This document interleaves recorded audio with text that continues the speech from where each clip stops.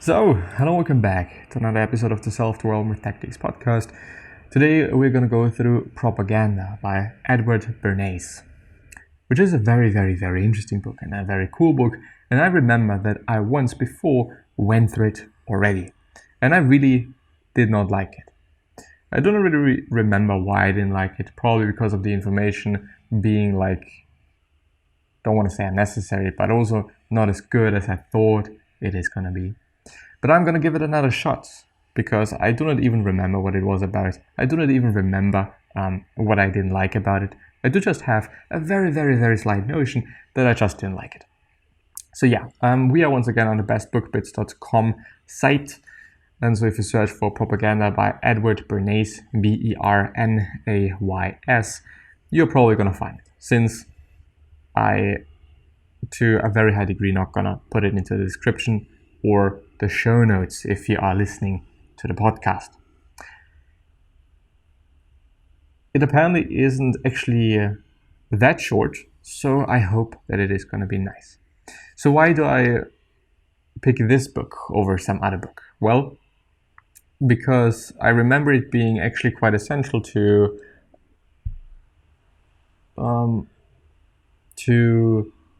a teacher of mine, and also his teachings, which were all about, and let me remember what subject it even was. I think it was communication design. So it's been about communication. And communication is something that I really enjoy and like. So we're going to go through it. And this was kind of a very essential part of it, and a very just, groundbreaking and fundamental book also for other people that are important in the space of communication and so forth. And I'm in the background also having my food cooking, and it kind of makes me a little bit worried. So.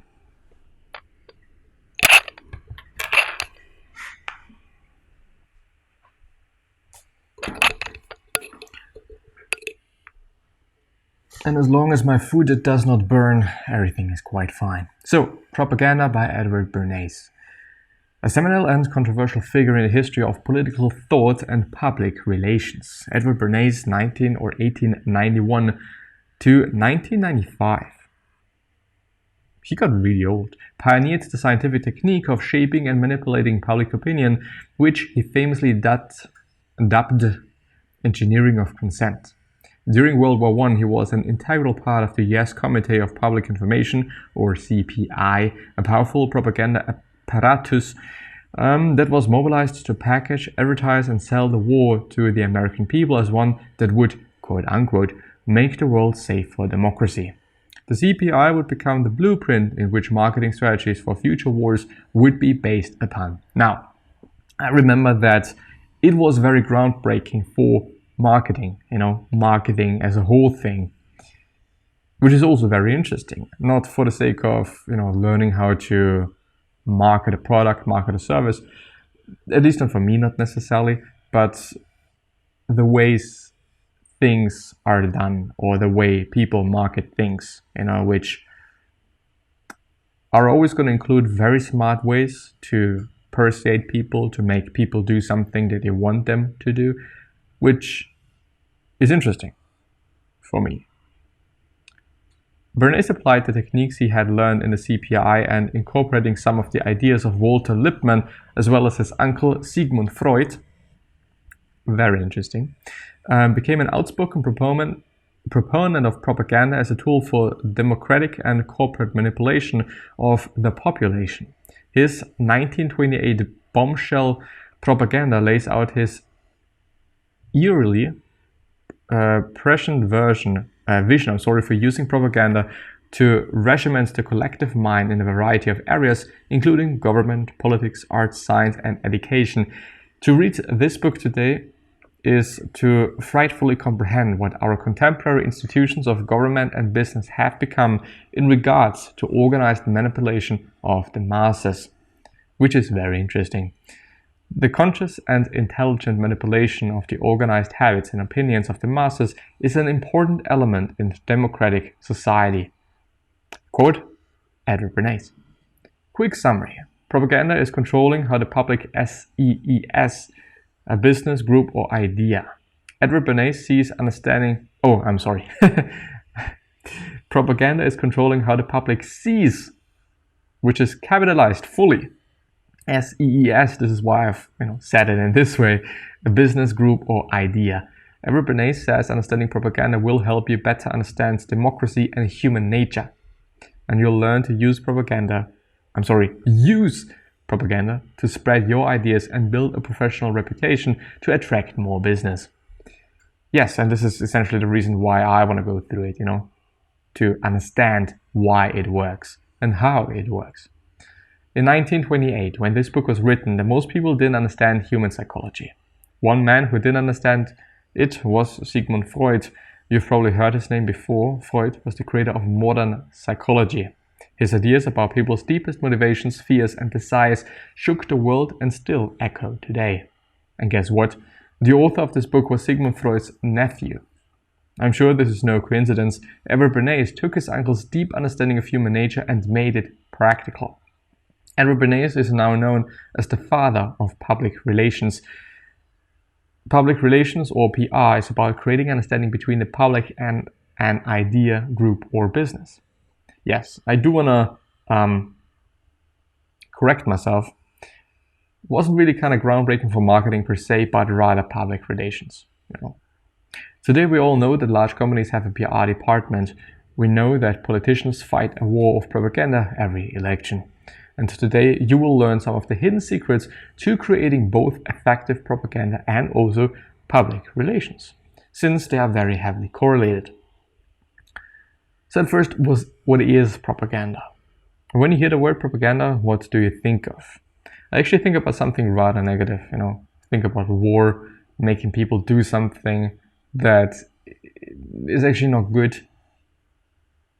But anyway, I bet you think of World War II and the posters that were used by Hitler to spread evil ideas. The Nazis in Germany wanted to spread the idea that Jewish people were inferior and parasites on society. So they designed posters that presented Jewish people as sneaky and rat-like or sick-looking fat bankers. Something like that. Even though, oh, okay, well, makes sense. The Soviet Union, being... Anyway. And on the very bottom of the poster it says, Große politische Schau im Bibliotheksbau des Deutschen Museums zu München ab 8 November 1937. I can't even read my own language or my mother tongue. Täglich geöffnet von 10 bis 21 Uhr, which means big political,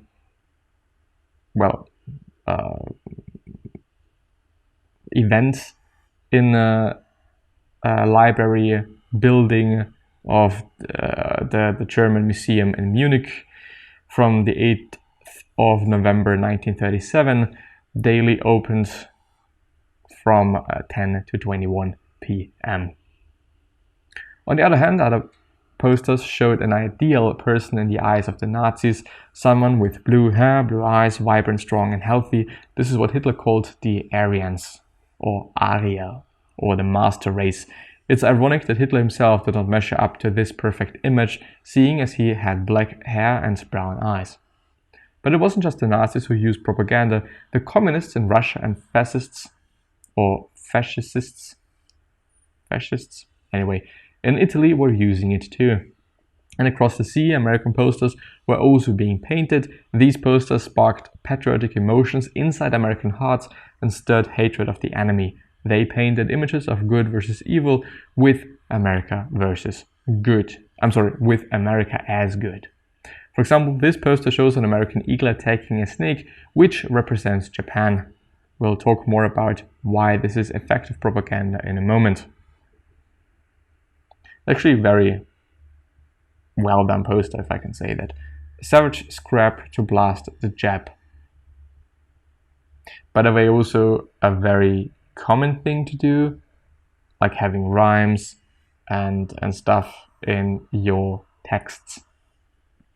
Edward Bernays defines public relations as an organized effort to create understanding between the public and some business, idea, or group, and Well. Key takeaway. The mother of public relations is propaganda. Propaganda is about creating images in the minds of millions of people at the same time. How do you do that? Well, first you must deeply understand how people work, which is the interesting part. How do I work? How do people work? Which I think is also essentially the reason why so many people would like to study psychology, since it gives you understanding of people, it gives you understanding of yourself as well, which is... So my food is well off. I think I've burned myself severely, but we're gonna go ahead. Or are we? Yes, we are. Now the second point is also gonna be in today's episode. Mass reactions. If human reactions can be predicted, they can be manipulated. People's reactions and emotions are often predictable. This means if you put the right stimulus in front of people's minds, in front of millions of people, or even one person, I would say, most of them will have the same reaction. Most of them. Not all of them, but most of them. Here's one simple example. People are disgusted by rats and bugs. They always have been, and they probably always will be. It's just built into our biology. Rats and bugs can carry diseases, so we need to stay away from them. This also means that people will automatically feel disgusted if they see an image of a rat or bug in propaganda. And the Nazis used these images very effectively. They painted Jews, besides rats, or Jews as rat-like humans, so the people would start to associate disgust with Jewish people.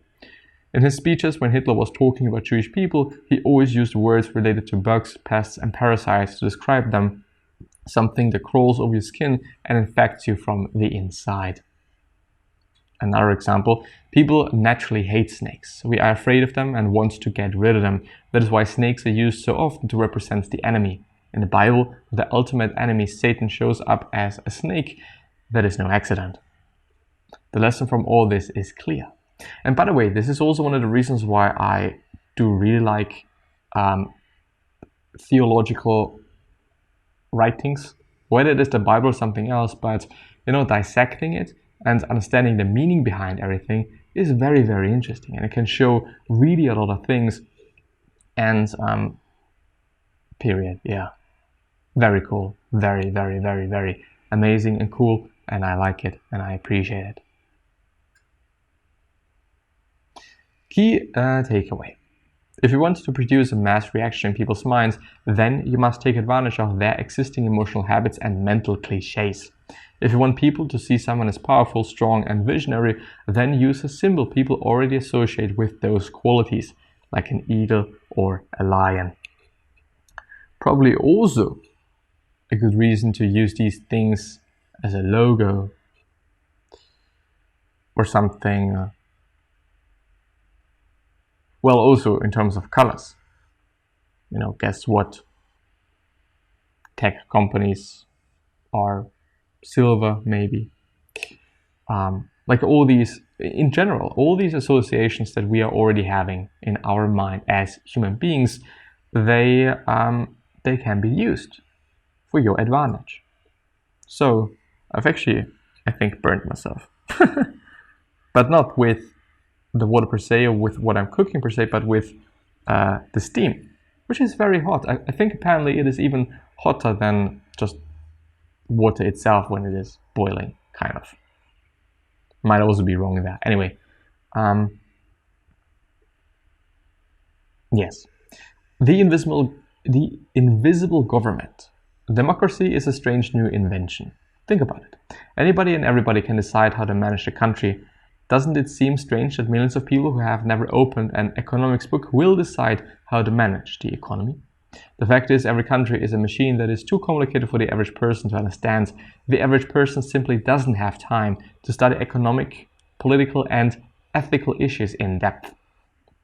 So we need someone else to highlight the most important issues for us. This makes the voting decision much easier.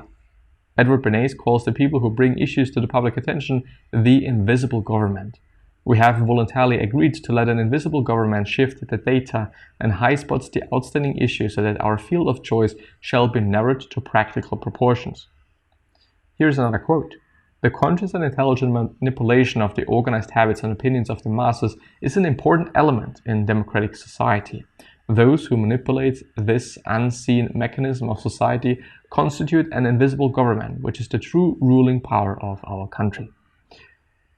That quote may sound shocking, and the idea of an invisible government may be scary, but Bernays is simply describing how any democracy works. There are a group of people who direct the minds of most of the public. These are the politicians, journalists, religious leaders, and other influencers. They lead us, leaders. They show us what we have to think about and whatnot. Actually important and useful and good and whatever. Key takeaway. Every election is a free and open competition of ideas. This means the real people in power are those who know how to get public acceptance for their ideas. The invisible government shows people which issues are important and which direction is right. Period. And good point. So maybe also think about, well, it also always depends on where you're living, because voting happens differently in different places and so on and so forth. But yeah, I think so far so great. Very interesting book. I really appreciate it and like it. And well, yeah, I hope that I'm going to see you the next time. So bye-bye.